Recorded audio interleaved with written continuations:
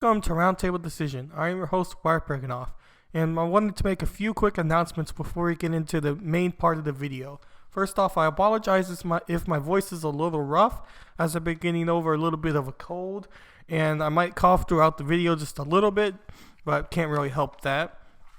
And the second announcement I wanted to make is this video is going to be two videos. This video now is going to be the longer version, and then I'm going to make another video. It's going to be the shorter version. This first video I'm making, as you're watching now, is going to be with my commentary over the articles and over the videos I'm going to show. And if you're not really interested so much in what I have to say about the speakers of the Senate floor about the bill that didn't get passed through to coronavirus, you can just listen to my shorter video, as it just has the highlights of what happened on the Senate floor.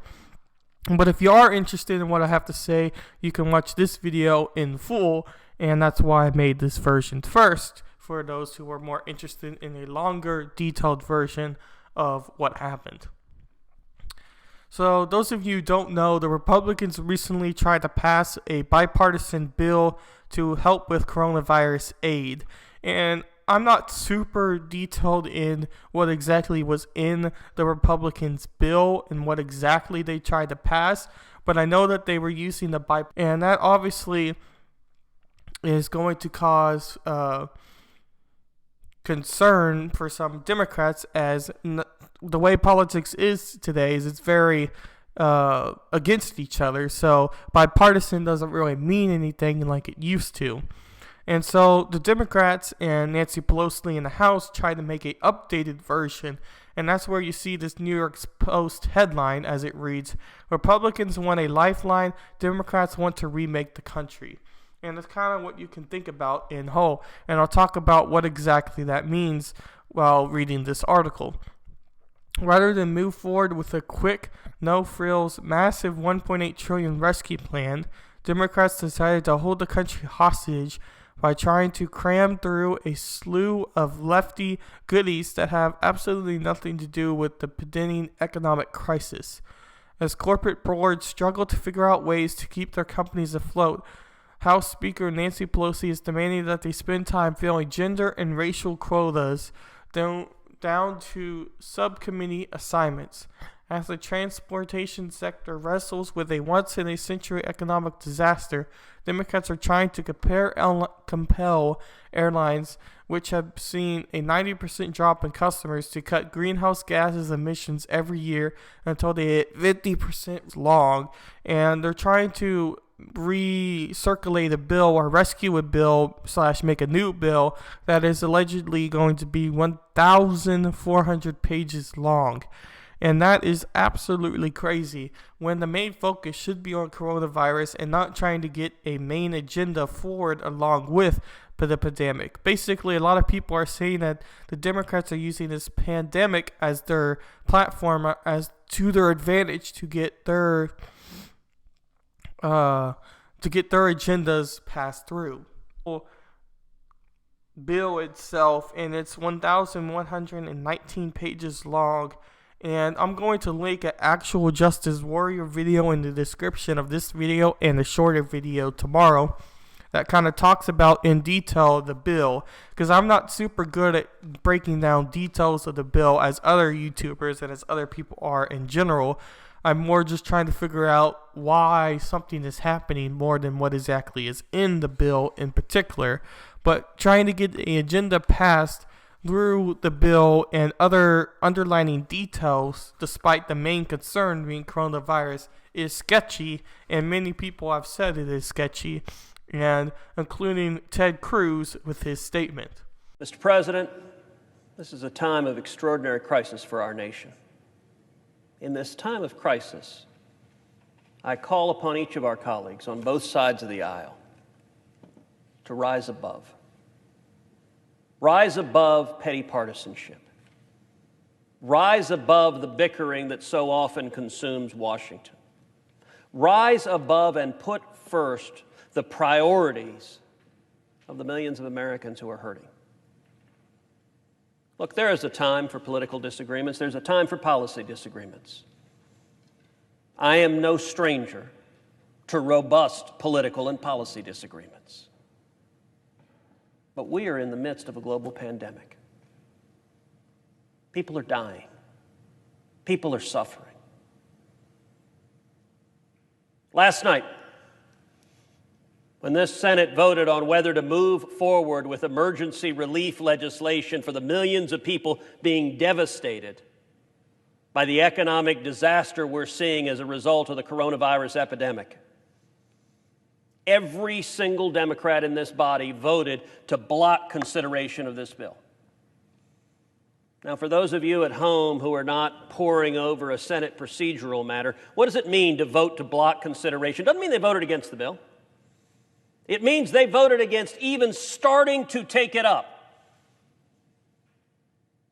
The New York Times headline moments afterwards said, Democrats block $1.7 trillion stimulus bill. Of course, that headline had the fault of being accurate. And so within minutes, the New York Times changed it to Democrats block $1.7 trillion stimulus bill, citing worker concerns. That was headline number 2. But then apparently the partisan leanings in the New York Times were too strong for that. And so they revised it a third time to say partisan division halts discussion of the bill. No, it wasn't partisan division. It was one party, the Democratic Party, saying to this chamber and the American people, hell no. We won't even take this up and discuss it. With Ted Cruz. Ted Cruz made it very clear in his statement, and the statement went for over 22 minutes long from when he was on the Senate floor talking about it, and I just included about 3 minutes of that 21-minute speech, as you just heard from Ted Cruz. And Ted Cruz made it very clear what he thought of the Democrats basically blocking the consideration of the bill, not just blocking the bill as a whole, which is a rather interesting perspective that I didn't really know until listening to the video or by reading many articles about the situation as a whole. And obviously Ted Cruz is paid to speak very well, as he is a politician, so I think he said it a lot better than I said it in the intro of this video. But basically they blocked the consideration to even hear the bill or to even listen to the bill while proposing their idea to the bill. And he also brought up that New York Times is having some bipartisan issues or having some bias issues about the coverage of the situation as a whole. So the mass media as a whole isn't even covering the situation right, according to Ted Cruz. And I do think that he has a valid point there, because through looking at the bill and at the situation, I couldn't find too many articles that kind of included both sides. They were more just talking about how the Democrats blocked the bill because it wasn't bipartisan enough, but it didn't really tell you why it wasn't bipartisan enough. So you can believe Ted Cruz or not, but I do think he has a point in some degree. But I would also like to show you a clip from Lindsey Graham, as he was much more direct in what he thought of the situation on the Senate floor. I have never been more disgusted since Kavanaugh. You tried to destroy a good man's life just to keep the seat open. And close friends of mine in the House have publicly said this is an opportunity to reshape the country and our image. It's not going to happen. We didn't let you destroy Brett Kavanaugh's life to keep the seat open. And we're not going to let you turn the country upside down to shape it in your image. We will work with you in a very generous fashion to help people who've lost their jobs, help doctors and nurses who've run out of supplies. Shame on you. Shame on you for coming in at the 11th hour, taking good faith negotiations, and throwing them in an ideological ditch. Because the House hijacked this process. Nancy Pelosi tried to control impeachment. She tried to set the terms of the debate for the United States Senate in the impeachment trial before she would send over the impeachment articles. Remember that whole debacle? And as we were dealing with this impeachment garbage, China was on fire. You'll hear more about that later in the year. But I guess what I would say is that we need to get on with it. You're not going to be successful.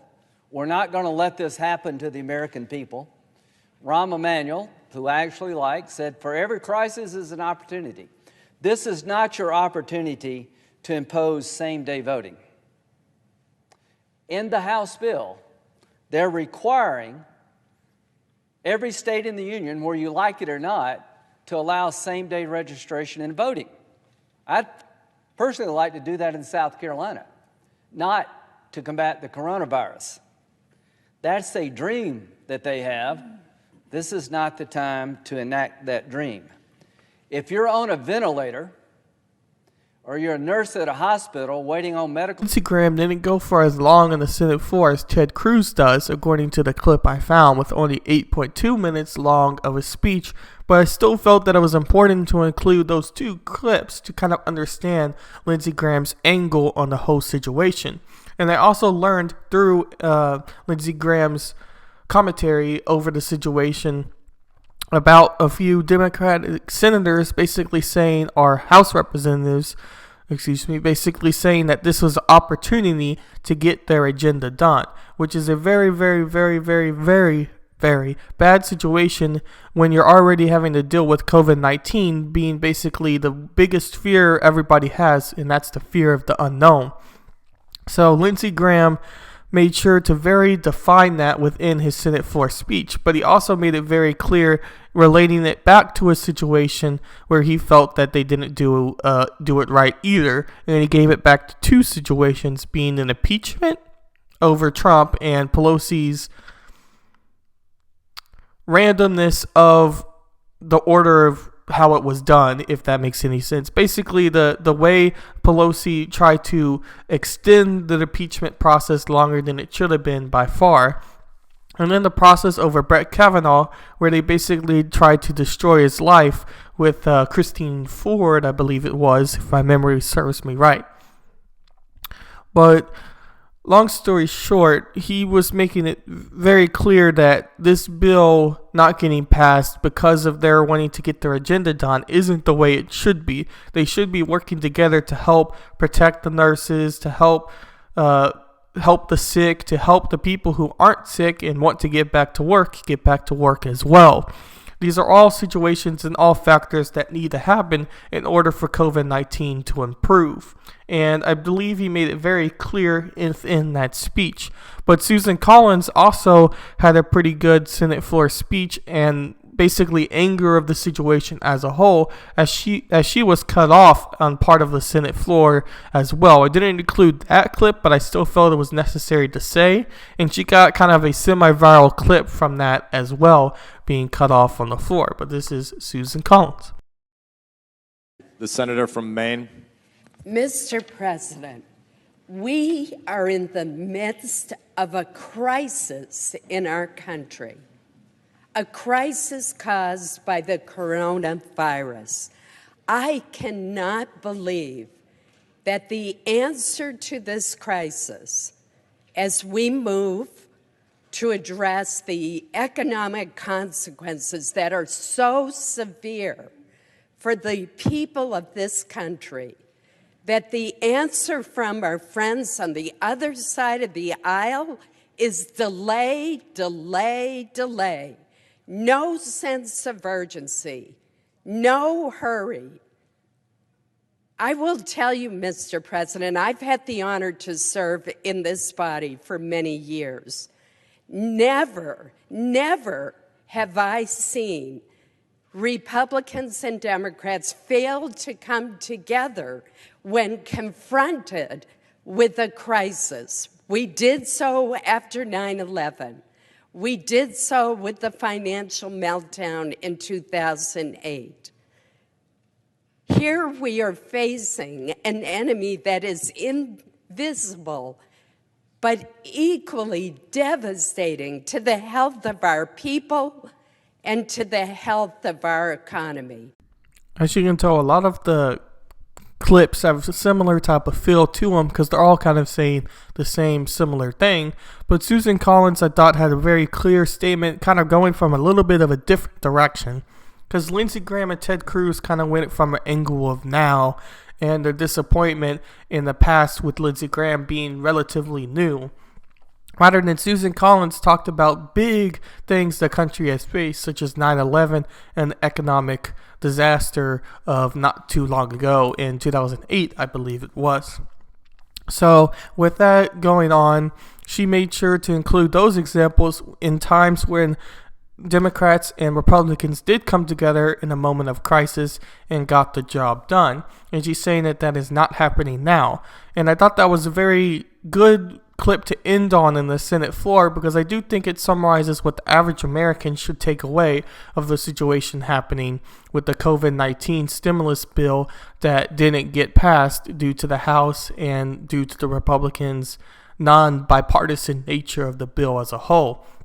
Although I don't know too much information, I don't think a lot of people really do know too much information about the Republicans' bill in detail, at least that I'm aware of. It was still much better than trying to get corporate donors from minorities as a whole being a mandate, or as Lindsey Graham pointed out, same-day voting registration process, or the Green New Deal basically getting passed through the stimulus bill as a side note saying, hey, look at me, I'm in here too, when it should be its own separate thing, not a thing along with the crisis situation as a whole.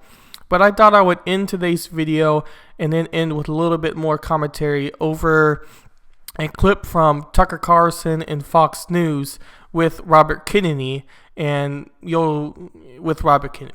I meant what I said on the floor, Tucker. Yeah. More charitable Americans are thinking to themselves, well, there's some good members of Congress, but we can't figure out what they're good for. Less charitable Americans are saying, you know, how did these morons make it through the birth canal? I mean, people are losing their jobs. They're losing their savings. They're losing their 401k. We think we know how to get the economy back on its feet over the next 60 to 90 days until we can get control of the virus. And some of my colleagues, they're acting like a-holes. I'm sorry, I'm not saying they mean to, but nonetheless, they're killing it. As you can see with John Kennedy and Tucker Carlson, he basically went out and said that the Democrats and other colleagues are acting like a-holes, and that made a big statement because that was almost vulgar language when talking about the situation as a whole, but it's rather useful language, and I think it's what a lot of Americans feel like in this situation, because as he also said in the clip, and as he said in the extended version of the clip, many Americans are losing jobs, and if they haven't lost their jobs, they're worried that their jobs could be lost. And if you're in the restaurant industry, you're really, really struggling because you're not considered a essential job, which is a rather harsh title as a whole. And those who are considered essential jobs are even having less workloads on average as a whole, unless if you're in a certain type of job, such as maybe a grocery store manager or something related to that. But long story short, all the senators kind of said the same sort of thing, but I thought it was very important that we listen to what they have to say and to what actually happened, because you can gain a lot of information. You don't have to believe everything they say because they are politicians, but it is rather important we have to hear what they say, especially on a situation as complex as this one in the stimulus bill that got basically rejected by the Democrats. And also apologize for the blue. This was a blue shirt, but on the green screen back here, it turned into a white shirt, so I won't be able to wear this shirt again when doing videos. But anyway, I don't know why that happened, but if you made it this far, it obviously didn't bother you too much. And thank you, and I'll be making a shorter version of this video that I'll release tomorrow, that kind of just has the clips as a whole and not as much commentary in between. Thank you for watching.